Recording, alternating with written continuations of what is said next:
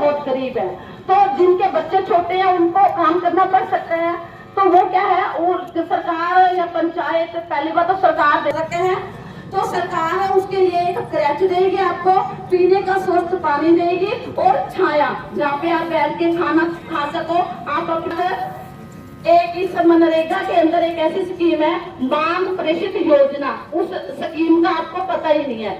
उस स्कीम के अंदर क्या है, जिनके जून के कार्ड बने हुए जो मनरेगा में काम करते हैं उनको एक अपने पंचायत के पास जाके, सरपंच के पास जाके कहना होगा 15 दिनों के अंदर मुझे काम दिया जाए। एक रोजगार गारंटी अधिनियम है ना ये, तो आपको वहाँ बोलना होगा कि हमें 15 दिन के अंदर काम, आप उनसे बेरोजगारी भत्ते की मांग कर सकते हैं। ऐसा हुआ है आपके साथ? आपको पता ही नहीं बेरोजगारी। मैदान है मेरा नाम, मेरा गांव तो सिरसा में है, रुपाना दड़बा है। क्या कोई समस्या है यहाँ? हमारी जो नरेगा में जो काम करते हैं उन जो 2006 का एक्ट है, तो 2006 में जो एक्ट बना था तब ये फैसला लिया गया था कि जो हमारे गांव में जो लोग रहते हैं, गरीब लोग रहते हैं, उनको रहने के लिए, खाने के लिए प्रॉपर व्यवस्था नहीं है, तो उनके लिए जो नरेगा का ये रोज़गार गारंटी योजना लागू की गई थी 1905 में शुरू किया गया और 1906 में ढंग से इसको लागू किया गया।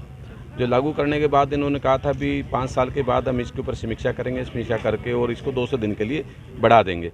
लेकिन 5 साल बाद इसकी कोई समीक्षा नहीं हुई। आज 17 साल हो गए, इसके ऊपर कोई दोबारा से विचार नहीं किया गया। विचार ना करे जाने के बाद इसमें 3 बड़े अच्छे, इस एक्ट में 3-4 बातें बड़ी अच्छी है। जैसे लोकपाल अगर इसमें नियुक्त करते हैं, तो अगर लोकपाल की हर जिला स्तर पर नियुक्ति नहीं होती तो जो भ्रष्टाचार, पंचायती राज का पैसा इन नरेगा मजदूरों के पास जाना चाहिए वो नहीं जा पाता। उसके लिए केवल पूरे भारत में एक ही राज्य है झारखंड, जहाँ 19 जिलों में लोकपाल की नियुक्ति है। तो हमारी मांग है कि लोकपाल की नियुक्ति की जाए और दूसरा इसको 200 दिन तक रोज़गार को इसको बढ़ाया जाए। तीसरी बात हमारी ये है कि जो नरेगा मजदूर उनके घरों में बेटियां हैं और उन बेटियां बड़ी मुश्किल से इनका रोटी रोजी का गुजारा बड़ी मुश्किल से होता है, तो हम चाहते हैं कि उन बेटी की शादी के लिए 1996 का एक एक्ट है जो लेबर एक्ट के नाम से जाना जाता है, उसके अंदर 22 सुविधाएँ हैं, तो उसके अंदर 1,01,000 रुपये मिलता है, लेकिन इनको कुछ भी नहीं मिलता।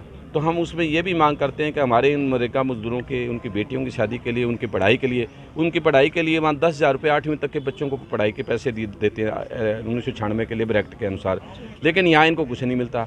इसी तरीके से हमारे जो नरेगा मजदूर हैं उनके मकान के लिए अब इन्होंने कहा जी 2.5 लाख रुपये मकान बनाने के लिए हम देंगे।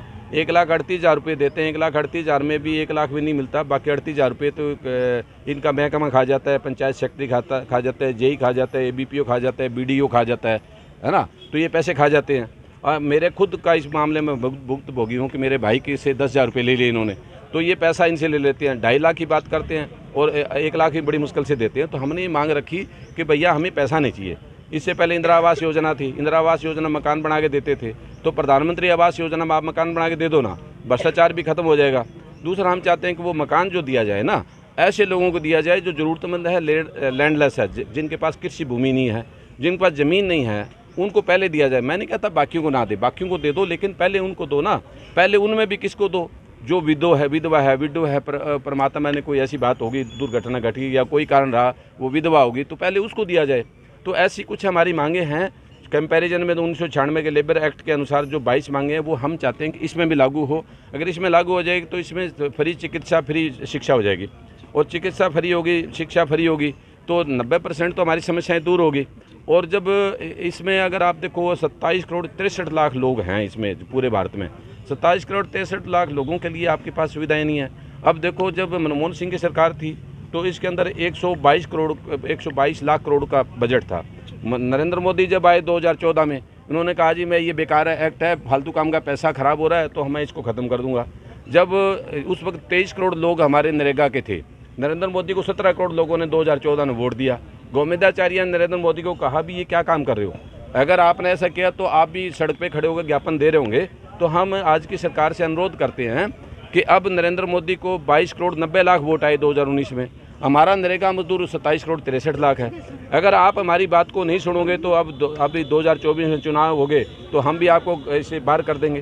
तो इसलिए हम चाहते हैं कि अब नरेंद्र मोदी ने पिछले साल 70,000 करोड़ रुपया दिया और 11,000 करोड़ रुपये हमारी नरेंद्र मोदी सरकार खा गई। 30 राज्य हमारी बिदर में कॉन्फ्रेंस हुई पिछले साल, वहाँ ये सामने आया कि जी हमारे 11,000 करोड़ रुपये नरेंद्र मोदी सरकार खा गई, तो हम पैसे कहाँ से दें। अब इन्होंने 60,000 करोड़ का बजट दिया, पिछले बार दिया था 70,000 करोड़ का, अब 60,000 करोड़ का दिया है।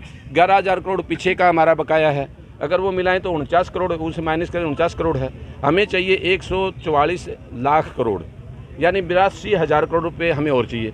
अगर 82,000 करोड़ रुपये हमें दे देते हैं तो 100 दिन का रोज़गार मिलेगा। अगर 100 दिन का रोज़गार चाहिए, क्या लगता है सरकार की तरफ से इतना बजट आता है, कहीं ना कहीं रास्ते में ही रह जाता है? जी, अब मैं ये देख रहा हूँ कि प्रेमनगर में मैं देख रहा था, हमारे तो जो इसमें पंचायती राज में जो सेक्रेटरी काम करते हैं 2-2 करोड़ की उनकी कोठियाँ बनी हुई है। वो पैसा नौकरी में, मैं तो उनसे अच्छी सर्विस करके आया हूँ। मेरा तो बड़ी मुश्किल से एक 2 कमरे का मकान बना है, तो पैसे कहाँ जाते हैं? उनके पास गए हैं। एक हमारा पंचायत सेक्रेटरी था जो 10 साल पहले उसने अपनी माँ का सरपंची का चुनाव लड़वाया, 2 करोड़ रुपये उसने सरपंची में चुनाव खर्च कर दिए। भैया तेरे पास में कुबेर का खजाना है क्या? ये सारा का सारा पैसा वहाँ जाता है जो प्रशासन है, जो पंचायती राज है। इसलिए हम सबसे पहले हमारी मांग ये है, 13वीं मांग जिसे हम कहते हैं कि लोकपाल नियुक्त करो। अगर आप लोकपाल की नियुक्ति कर देंगे, हमारे लोगों को जो है राहत मिल जाएगी और इनको थोड़ा जी पड़ेंगे, नहीं जिंदा रहना मुश्किल हो रहा है। जी,